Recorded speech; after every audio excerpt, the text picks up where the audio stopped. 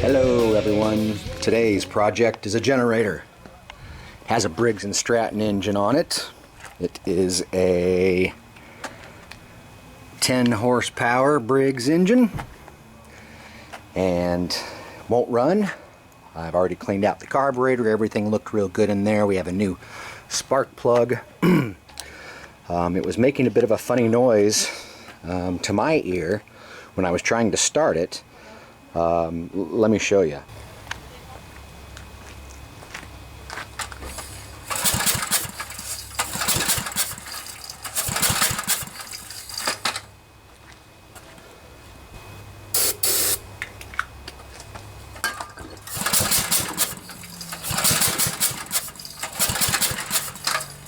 See, it kind of sounds like air is escaping somewhere, so I'm beginning to think it might be a head gasket.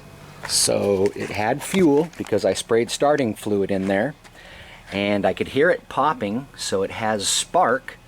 So the only other thing it could be is compression, and with that air noise, that puffing noise, I'm assuming it's a head gasket. First thing I do when I assume it's a head gasket like that is I look down here on the head. Look at the bolts, they're all ½ inch down there. And you know, sure enough, I put my hand down here and I could wiggle a couple of these bolts, so they're loose. So I'm sure that's where the problem is now. When you find a loose head bolt or two, you need a new head gasket. Let's do it. This is how loose they were. And this one was pretty loose too, as well as that one.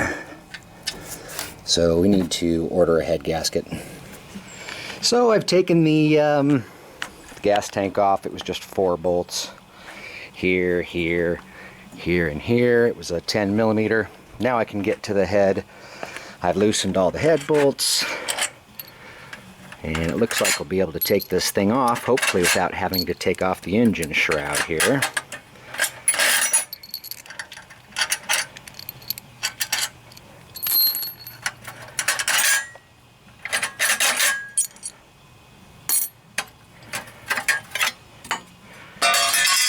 It looks like I have to take off these two. That's a 3/8.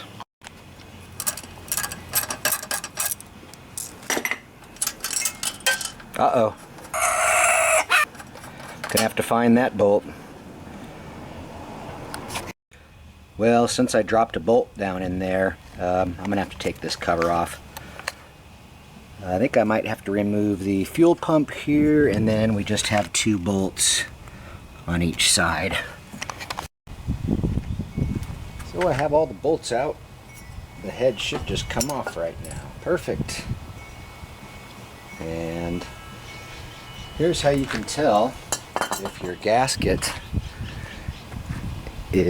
gasket is bad. You can actually see where this one has blown out. Let me try to focus in on that for you. See those marks there? That's where hot combustion gases were escaping the combustion chamber and blowing out the side. That was that puffing of air we were hearing. And I'm just turning the flywheel here just to make sure that none of the valves are frozen or anything like that. I'm looking inside the cylinder and it all looks pretty smooth. So I think we're good. I might scrape off a little bit of this carbon on top of the piston. You want to be very careful when scraping gaskets, as well as the top of your piston here. You don't want to dig into the metal. Just remove the gasket material that's left. And you want to get it as flat and as smooth as possible all the way around this gasket surface. I'm also going to scrape off some of the carbon material around the valves here.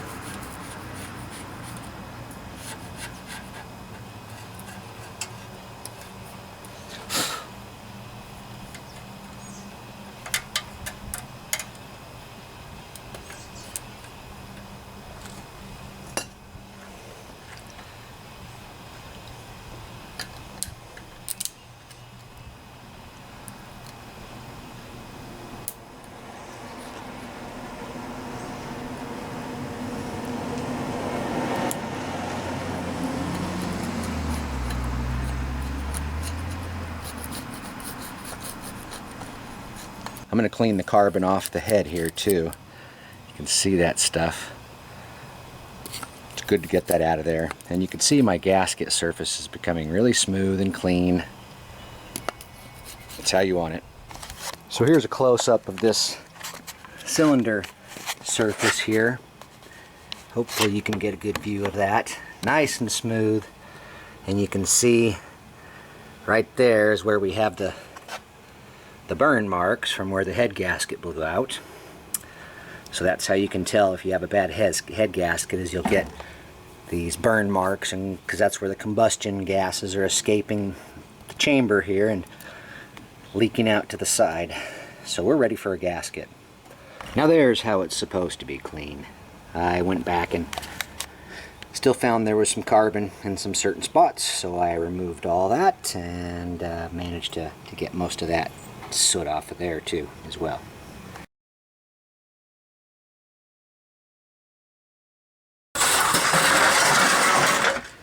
I got the gasket here. I usually use genuine Briggs and Stratton parts, but I was able to get this right down the road from Napa, and the part number is 7-02438, and I think it'll be sufficient to do the job. We'll find out.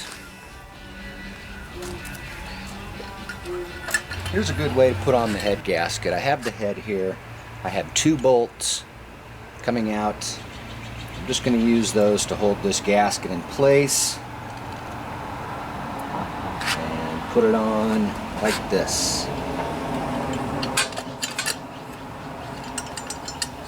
it should still be lined up.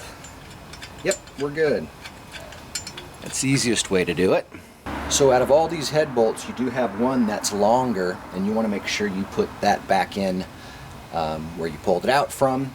And quite frankly, I can't remember which hole I pulled it out from. You could see a couple of these are taller, so I'm sure it was one of those. I'll have to review that tape and see where I used it. I don't think it matters that much on this engine, but I'm going to check just to make sure.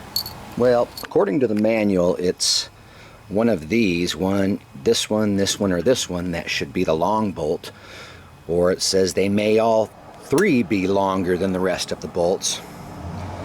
The strange thing is, when I took this thing apart, it was this one that was the long bolt when I reviewed the tape, which makes no sense, because if you look at it here, you can see those posts there are higher. So, you know, after all this stuff is attached here, I think this is going to be the one that needs to be the longest. So, because it's going to have to go through those 2 components. So I'm going to use this one as the long one. I don't think it'll hurt anything if it's not correct, because there's plenty of threads on all these to cinch down tightly.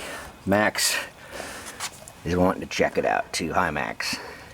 Working away on this thing, and I look up and that's what I see all the time. And then I have this one right here watching, so they help out.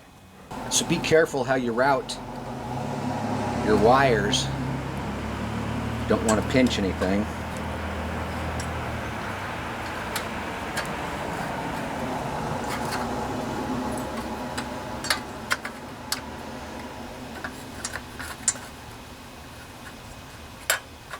Okay, I believe that's how everything was. And once again, I'm going to put the long one right there, just because.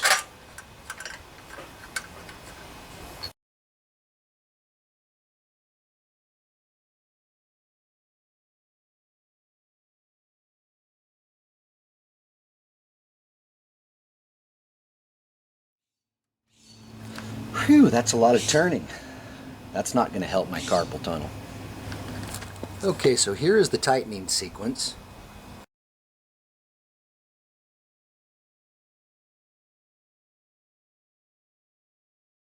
And you'll want to tighten these to 165 inch-pounds, not foot-pounds, 165 inch-pounds. And I have a inch-pound wrench here I'll be doing that with.